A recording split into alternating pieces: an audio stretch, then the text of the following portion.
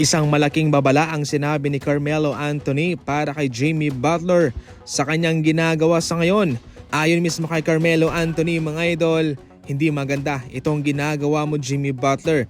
Dapat mo itong iwasan o dapat mo itong pigilan habang maaga pa dahil posibleng ito na yung maging huli na move mo sa NBA. Sinabi pa niya na baka matulad ka kay Marbury. Ang gustong sabihin dito ni Carmelo Anthony para kay Jimmy Butler ay huwag niyang bastusin itong Miami Heat. Dapat na maging professional pa rin siya at hintayin na lamang na siya'y i-trade nila. Nakadagdag pa ang kanyang pagtanggi naman sa ibang kupunan na mayroong interes sa kanya. Sa madaling salita, mga idol, ang gustong sabihin ni Carmelo Anthony ay baka pagsisihan raw ni Jimmy Butler ang panahon na wala nang kukuha pa sa kanya. Napakataas daw ng tingin niya sa kanyang sarili, mga idol. Hindi naman daw talaga bago na mayroong mga ganyang manlalarong gumawa na ng mga ganyang hakbang.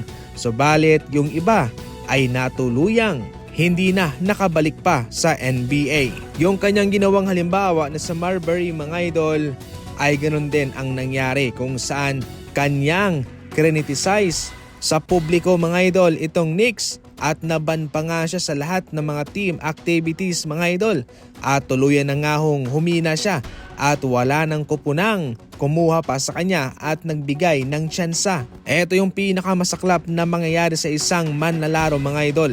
Definitely, mga idol, marami namang option dyan yung ibang kupunan. Kaya kung sakaling magmamatigas itong si Jimmy Butler, posible nga siyang matulad sa ibang mga veterano. Dahil hindi naman talaga siya bumabata, matanda na siya, malaki pa ang kanyang kontrata at meron siyang history sa mga injury, mga idol. Mahirap yan. Sa pag-usbong ng impormasyon galing mismo sa NBA insider ng Chicago Bulls na si Kevin O'Connor na itong Golden State Warriors ay parehong nagpapakita ng interest kay Zach LaVine at kay Nikola Vucevic, mga idol. Eto na ang posibleng maging starting five ng Golden State Warriors kung matutuloy na makuha nga ho ng Golden State sina Zach LaVine at Nikola Vucevic. Eto na nga raw yung kanilang susunod na death lineup, mga idol. Napakatindi. Stephen Curry ang point guard, shooting guard si Zach LaVine, samantalang small forward si Andrew Wiggins, power forward si Draymond Green at si Nikola Vucevic ang totoong center. Siguradong malaking boost ang kanilang maibibigay, mga idol, para sa Golden State Warriors at tataas na itong kanilang tsansang makabalik muli sa NBA Finals gamit ang lineup na ito.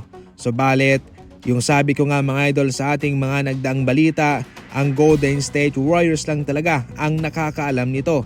At tayo, atin po itong patuloy na babantayan. Para sa inyo, mga idol, ano sa tingin ninyo ang kakalabasan ng lineup na ito ng Golden State Warriors kapag nagkataon?